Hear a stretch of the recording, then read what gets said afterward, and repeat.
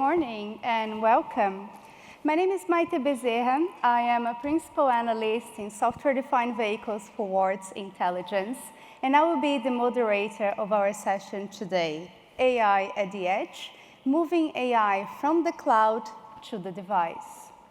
So, artificial intelligence, and more specifically generative AI, has been one of the most transformative technologies of our times. It is making us more productive, is unlocking creativity, it is making technology more intuitive, and it is transforming the way that we interact with our devices.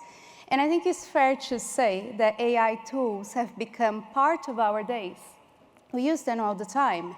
However, most of the AI applications that we use today, the decisions that they use are running at the cloud. And this is running into some problems because we have the dependency on connectivity, we have a problem of latency, and also privacy, because we have this data moving back and forth. So therefore, we are now talking about Edge AI. So you probably already saw several announcements on Edge AI at CES. I'm sure you're going to see way more until Friday. And today, we're going to discuss some key questions. So what exactly is Edge AI? Why do we need it? What will be the use cases? And how this is going to evolve in the next years? And I am thrilled to have with me this excellent panel, because in here we have the companies that are at the forefront of this transition. And we also have analysts with the technical knowledge of the industry. So with no further ado, I would like to start by asking our panelists to introduce themselves. We can start with Patrick. Great. Well, good morning, everyone. I hope everyone's having a great CES. I'm Mark Linton. I'm at Microsoft. I run our device partner sales team, where we commercialize edge technology with our partner ecosystem. That's PCs, IoT, hybrid infrastructure as well. And really excited to be here with you today and talk about how we see the market. Good morning, everyone. My name is Steve Long. I'm the Senior Vice President of the Intelligent Devices Group at Lenovo, one of the leading devices companies in the world, solution company. I manage everything from the client devices all the way to solutions and edge devices, which we implement, which are driving use cases in different industries. Excited to be here. I'm Durga Malari. I'm a Senior Vice President and General Manager at Qualcomm. I'm responsible for technology planning across all of our business units. So this ranges from PCs, automotive, XR, smartphones, and the technology itself spans everything from connectivity to AI to processors, hardware, and the software solutions that come along with that. I'm Jack Narcata, the principal analyst for all things smart home at Omdia. That includes the classic devices that we've all come to know and love, but more importantly, over the last few years, been really digging into how the business models of the smart home are changing, not the least of which being influenced by things like AI. Hi, I'm Nicole Pang. I'm Research VP of a consumer team that is looking after not just consumer devices, also consumer entertainment, and also media services, that are really looking at the commercialization strategy for all the consumer tech company. Fantastic. Thank you for the presentations. As you can tell, they are the people to talk about Edge AI. And when we talk about technology, I really like to take a step back and start from the basics, right? So we're talking about Edge AI. Do we know what is the edge? And what does it actually mean to have AI at the edge? Do we already have any industry standards for these definitions? Can I start in the reverse order? Shall we start with Nicole, please? Thank you. And it's an excellent question. So I guess everybody probably hear that AI, there's a key element of AI. There is computation. There is the model, and there is the data. So where we collect the most data is at the edge. So why not we bring AI to the edge to be able to computing there, as long as we have the computing power and then the model ready. And that's the most efficient way. So that's how I see it. Yeah, to your question on what is edge, I think we define edge in several ways. First, it's the human interface And that's probably the core of a lot of what we end up doing is a human interface into a world. And that's the edge. It's the screens in our lives. That's clearly an edge. But I think where the interesting factors of where I think AI and use cases beyond consumer edge and productivity cases in the enterprise, where that's going to take us is on the other edge, which is the devices that are computing data, the things that are capturing sensors, the things that are changing and transforming industries, right? In retail, the endpoints in retail, the cameras, the smart home applications use cases. Those are also edge. So that's how we define it. And I'll let my colleagues enter in before we talk a little bit more about where AI is taking that. Yeah, I think some of the trends around, if you think about the edge, getting computing as close to either the data or the input-output with the user, and we've been able to do that through a few things: miniaturization of components, more powerful processing, of course connectivity. Broad-based connectivity has enabled the infrastructure there. And then as you think about AI, putting NPUs at the edge to do inferencing, and even having models at the edge to do the inferencing directly on the device, that's really where we see the opportunity for AI to be really at either people's fingertips or in an IoT setting, an infrastructure setting. You can do inferencing at the branch level. It opens up a whole new set of scenarios and capabilities there. Again, because we've got these fundamentals of the tech underpinnings and connectivity and the capability to miniaturize and get it on the edge device as well. Maybe I'll take a step back and first define, at least from our perspective, on what an edge is, and then why is it that we need to actually run AI at the edge to begin with? Exactly. Why can't we just run it on the cloud? What's wrong with that? So our definition of edge is practically every single device that we use in our daily lives today. So this can range anywhere from smartphones to PCs to I mentioned XR devices, but you can now also start thinking of the edge as that first hop from these devices. So it could be like an edge server, an enterprise server that's sitting right there in your building. It could be your Wi-Fi access point, which could act as a hub now for a lot of other processing that happens. So the definition of the edge is not just devices, but something that's absolutely close to it. So that's one level of definition of the edge. But the question is, why? Why do I have to actually, let's say you have excellent connectivity, why do I have to run any AI inferencing at the edge to begin with? I think there's like several layers to that answer. The first one is because we can. The computational power that we have in these devices today is significantly more than what we've seen in the last 5 years, especially with processors which are being designed ground up for AI inference. So just because we can, yeah, it's awesome. If you can run it directly on your device, that's great. The second level of answer is what I would call as immediacy or latency. You want to have a user experience which is completely invariant to the quality of your internet connectivity.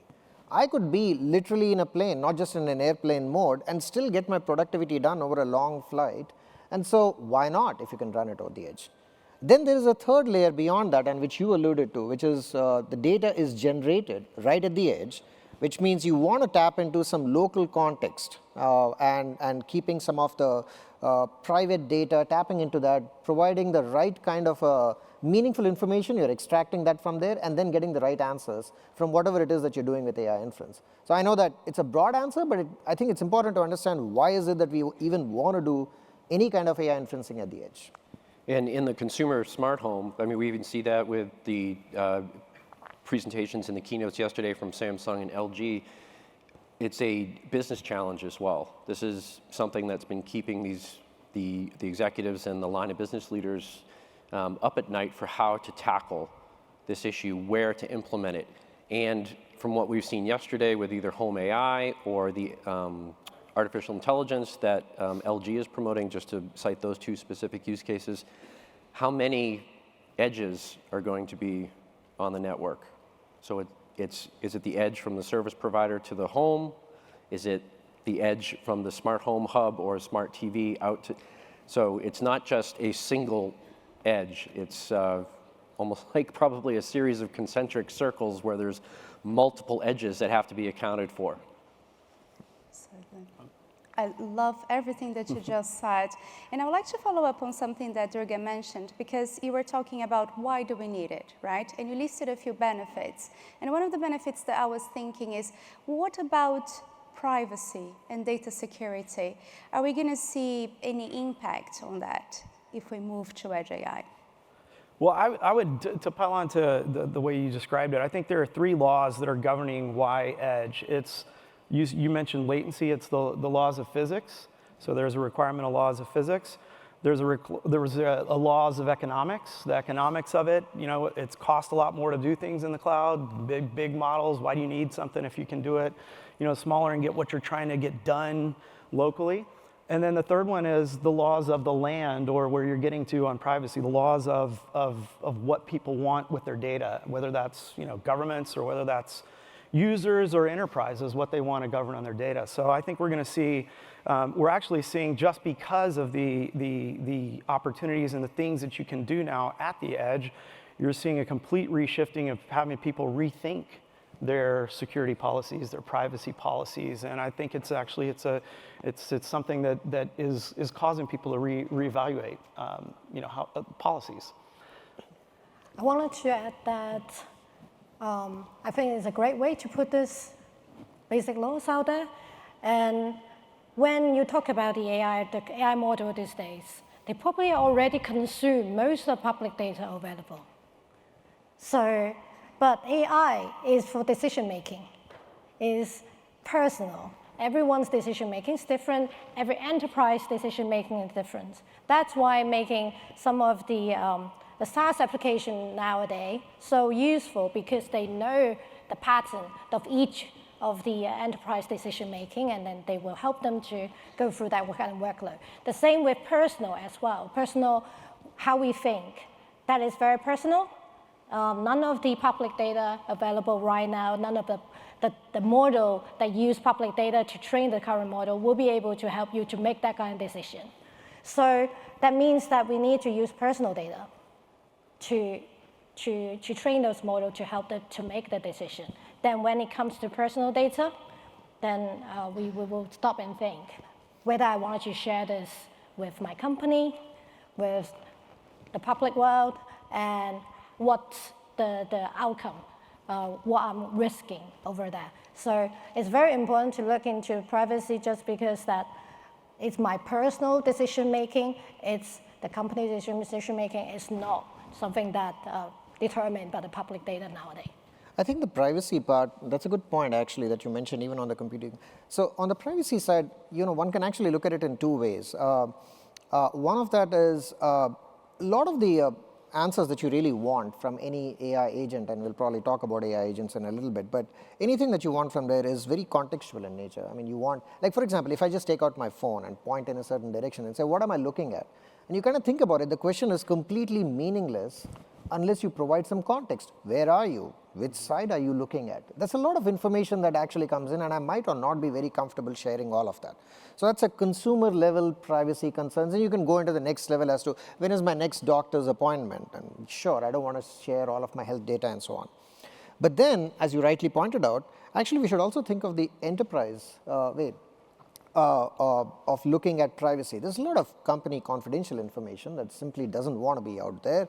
You probably are in the midst of code generation, and you certainly don't want that to be out there as well. So there's lots of reasons why privacy becomes not just a consumer-centric concept, but it's actually a more industry-centric concept. And to your point on models being fine-tuned, you have the foundational models, which is, they're all built upon a lot of the publicly available information. But there's a lot of other models that then you start from that base and start fine-tuning based on your own model. So privacy, again, is a broad concept that straddles both enterprises and consumers. I think ultimately, too, it's also about choice. So I think of AI as essentially becoming hybrid. I can choose to run it on my PC. I might have things that run in the cloud. We'll see ISVs, so developers and software companies, developing applications there that understand, oh, that PC has a powerful NPU. I can offload, but if it doesn't, I might run some in the cloud. And so think of that as a world where we'll have the opportunity for choice for customers, much like we do today. You might run your own data center, you might run multiple public clouds for different workloads, but you want to federate them, secure them, and then manage them in the right way. And so it's up to us to have that best of both worlds approach there. We do think that specifically the PC industry will move very quickly to AI enablement through NPUs on the devices, and we've been public in saying we think 50% of PCs by 2026 will have this capability. That then provides an opportunity for developers to write applications that give their customers choice. And of course, we'll do that within Windows and our software as well. So it's a great opportunity there to get, again, the best of both worlds. But the biggest thing we can do is really AI enable the edge so that customers have that choice and they can simply run the workloads how and where they want as well. Yeah, you're getting into one of the things that I think is going to be a challenge that we're going to have to all overcome, and that is we do have choice. Yeah. And as you put choice in the hands of the different users inside the enterprise and the people that are using it, they want to adopt things, but policies aren't adapting fast enough, right? Your traditional, even I sell to IT shops every day, so don't take this the wrong way, but IT shops are losing some of the control points on what people are going to be doing with data and what they're going to be doing with these use cases, and that's requiring them to transform faster, or else the business is going to move on and they're going to do things without them, right? And so I think that's a cultural change that we're going to start to see that's going to happen in enterprises, but also in people as they adapt. Yeah, and that's one of the existential questions facing a lot of the companies competing in the smart home is, with all this data being generated that is going to provide the intelligence being very personal, beyond just user IDs and passwords, you're now talking about palm prints and potentially eye scans and your pictures of your face or your actual person, like your corporal form. That's incredibly personal data that can provide a tremendous amount of value, whether it's in terms of presence detection, in terms of customizing the smart home to your specific preferences. But the willingness to share needs to be, there needs to be trust established that, yes, this data is going to be helpful, to Steve's point, to me, because my needs are different than Nicole's or different than Mark's. It's going to be a really interesting time over the next few years as brands try to wrestle that question to the ground. I love that. I researched the automotive industry, and we're facing exactly the same problem, right? You have cameras all around your cars, you have microphones, how much of this data you want shared. But one thing I wanted to bring now, and I'm sorry, Durga, but I'm not picking on you, but I attended the Snapdragon Summit in Hawaii, and I remember you saying a few times, AI is the new UI. And I thought that was really interesting way of thinking on how AI is going to completely transform the user interaction with the devices. But then it got me thinking, what does that actually mean? I remember I had a conversation with Steve as well. Is it going to change the way that I use my tablet? Would I have to be re-educated in these new tools? So could we start with that? I can get started. So yeah, maybe, there's a 20-second, if you just go back in time and think about how maybe over decades, we've changed our interaction with devices. In the 70s, command line interface. There was no graphical interface. You would just type in something. Some of us remember it, not all of us. And then in the 80s, with the advent of mouse and graphical interfaces, that changed a couple of decades later. Today, we live in an app-centric world, by and large. It's a very tactile thing. You open as a phone, you pick it up, and you punch on something, and so on. But the truth is that for the longest period of time, I think as humans, we've been learning the language of computers. The time has come for the other way around, actually. And now we are capable of doing that. That means we can revert back to our more natural interfaces. So voice as a natural interface, and anything else, all the other interfaces become natural. But that means as the UI is transforming, instead of, and let me take a smartphone example. It's a good way of thinking about it.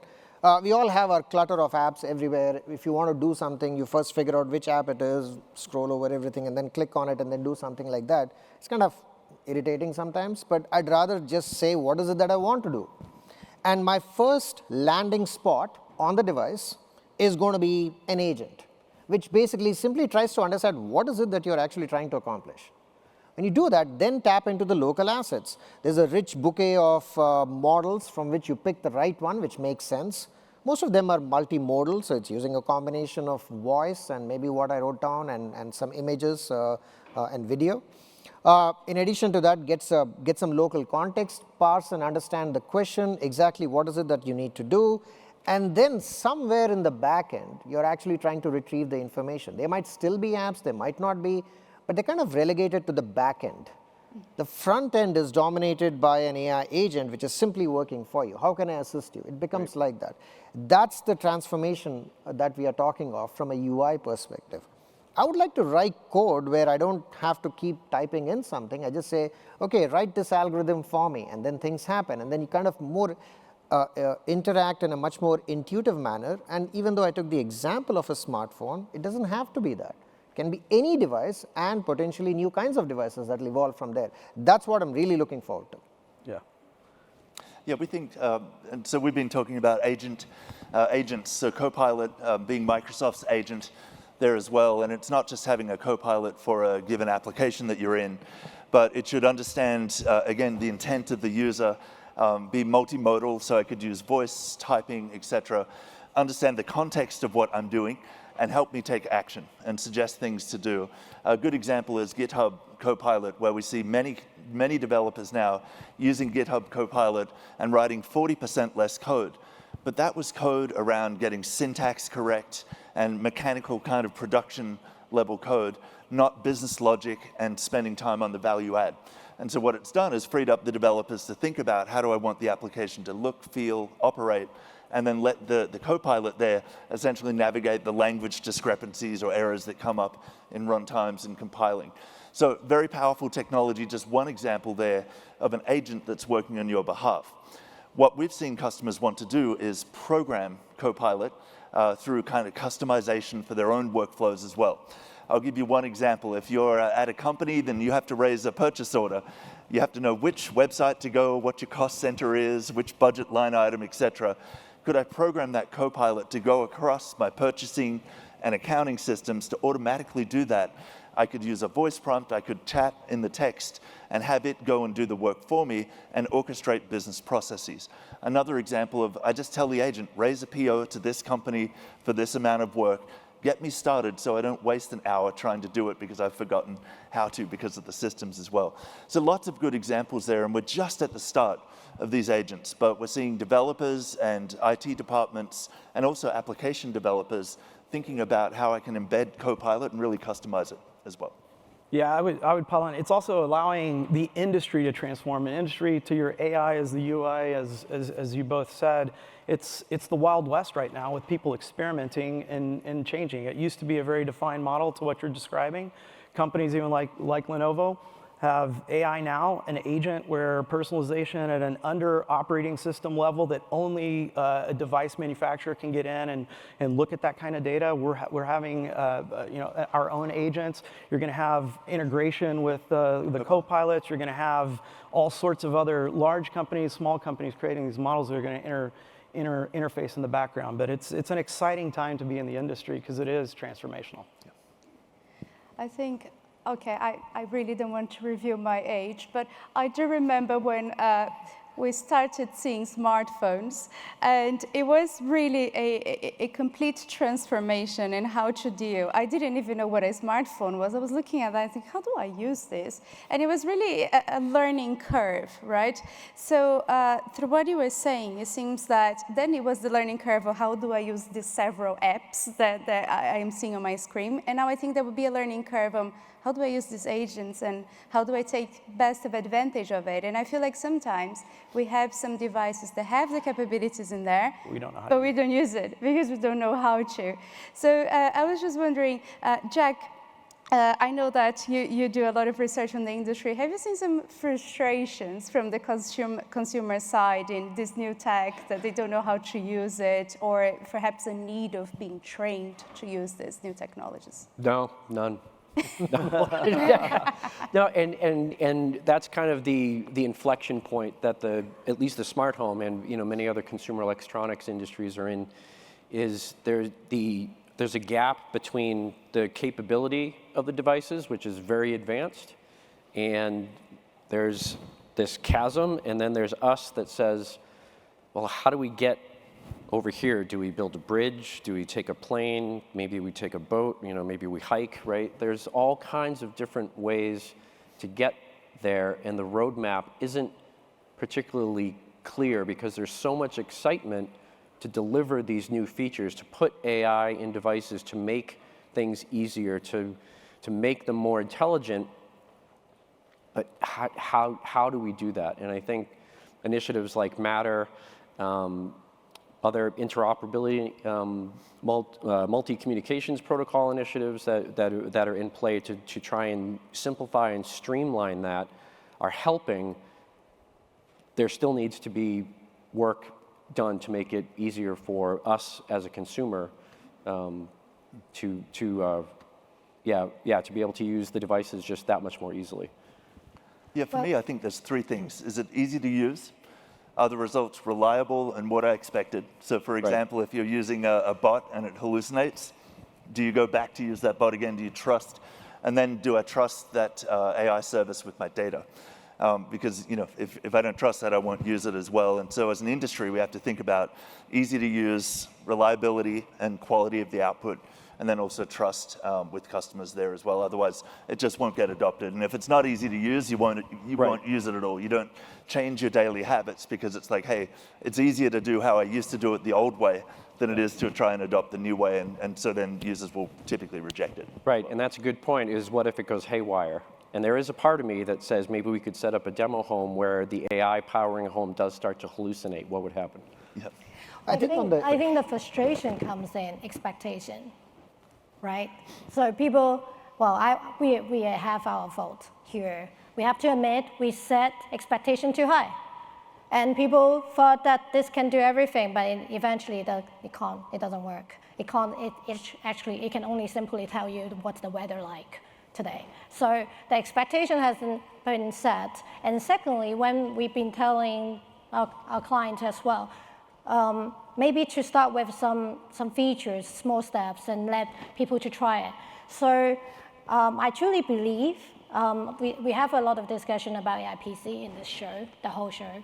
But I truly believe maybe you can let consumer to use the first adoption of AI maybe on his phone first, because we use it every day.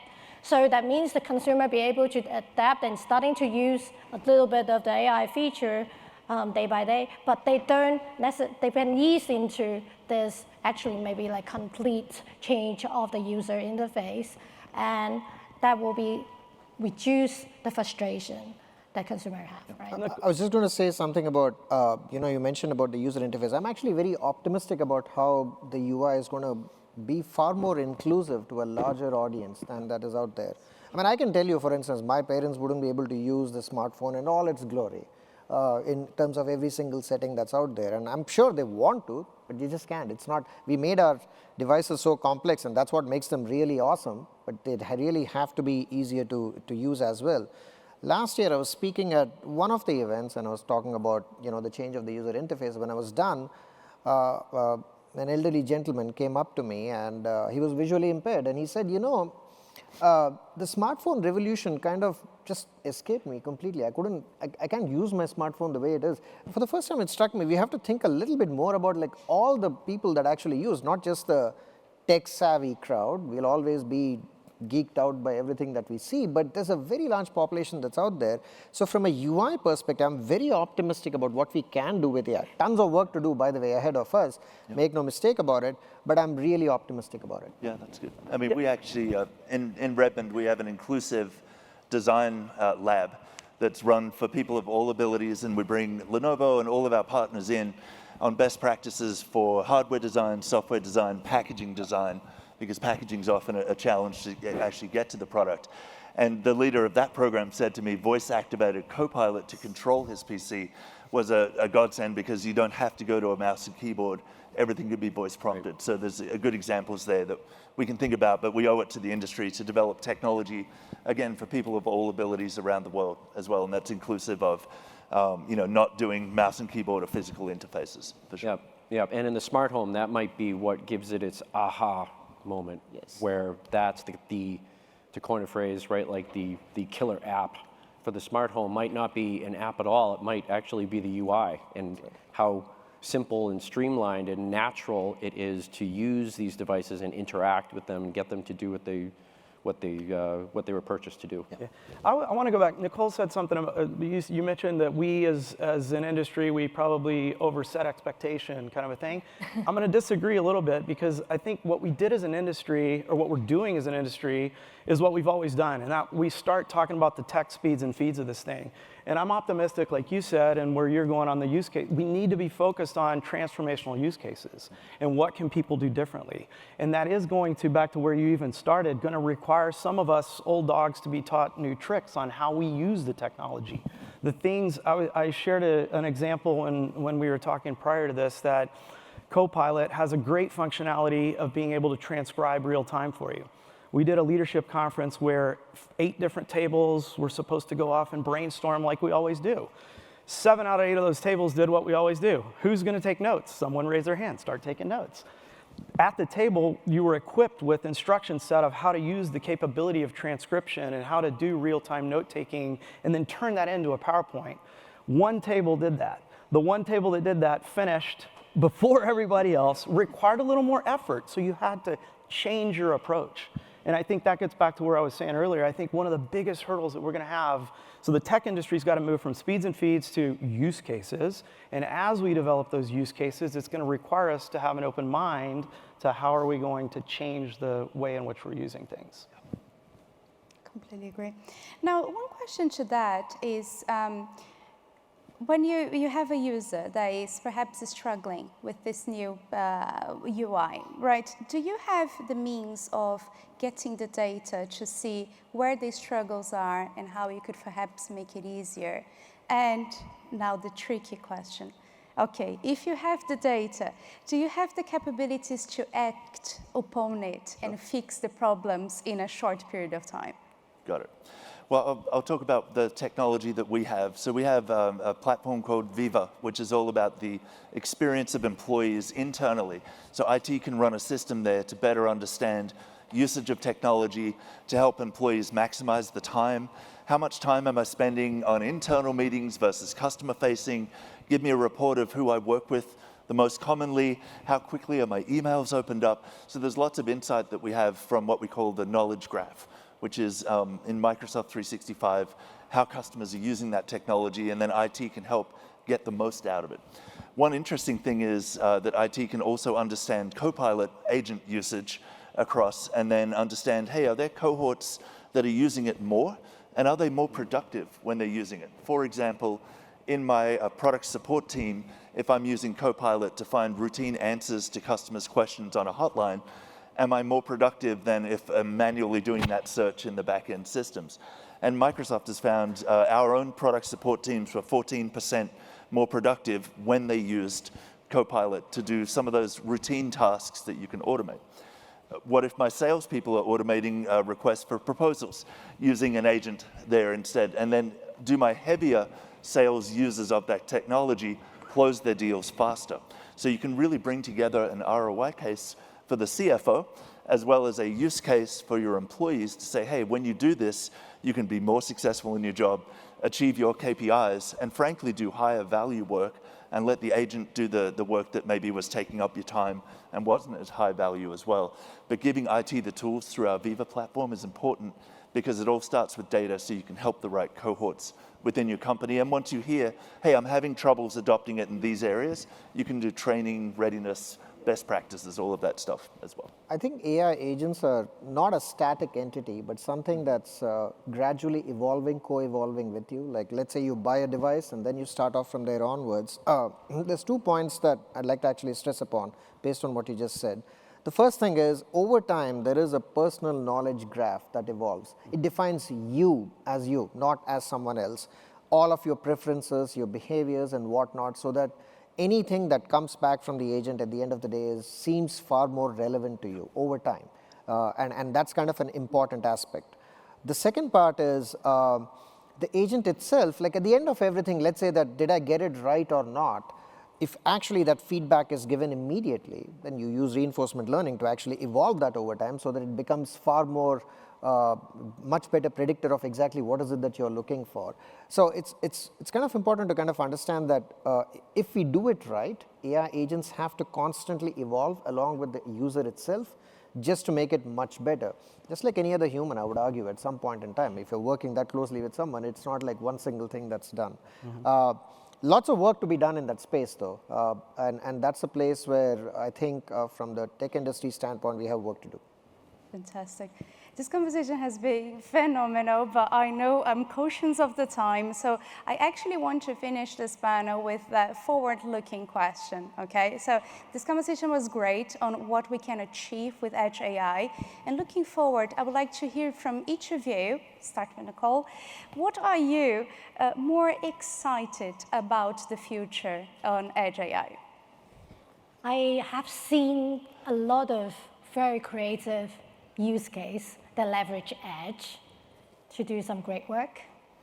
I believe a lot of innovations actually not just come from the bigger companies sitting here, also a lot of thousands of startups over there, and then to create a new use case, create something what might be possible. So what got me really excited is firstly, a lot of models are free now. So it actually allows a lot of innovations happening on the startup stage, and then I really hope that some of these startups can be very successful and bring this use case together to integrate it with the technology we use every day. That's brilliant. Jack? I can't wait for artificial intelligence, at least from a smart home perspective, to stop telling me how creative and artistic and flexible it can be while I am cleaning my house and doing my laundry. I want my AI to clean my house and do my laundry so that I can be creative and artistic. Amen. But there is a robot that's to pick up the laundry for you now. The robot discussion is another, maybe that's on a different panel we can talk about. Brilliant. So, if you just think about it, it's only been 2 years since AI became such a big conversational topic, starting from November 30th of 2022 when ChatGPT was first introduced. That's when it became far more mainstream. I'm not saying that before that it wasn't out there. But what's impressive is if you just take a look at 25 months, today you have models which are like a small fraction of the size of what that original model was, and it outperforms its capability immensely. That's a phenomenal amount of progress that we've made in the next 2 years. So I'm not going to predict what's going to happen 5 years from now. We are really going at a breakneck pace, but we have to just believe in the ecosystem at large to develop these rich and compelling use cases, but also make it very easy for developers to access this phenomenal hardware and software that we're building, so they build the use cases out there. We talk about smartphones and the app ecosystem. It didn't happen just because the capabilities were there. It also made it easier to build upon. The role of the developers is absolutely key. So from my perspective, what I'm looking forward to is the developer community at large to really come in with these crazy, rich, and vibrant use cases that I cannot think of, but they'll be absolutely awesome. And we have the capabilities to actually make it easy for them to do it. Yeah, I'll build on that and say what I'm excited about is what we're unleashing. We're unleashing from moving from devices onto experiences, but really solutions and use cases around what we can do with things. And I would love to be here.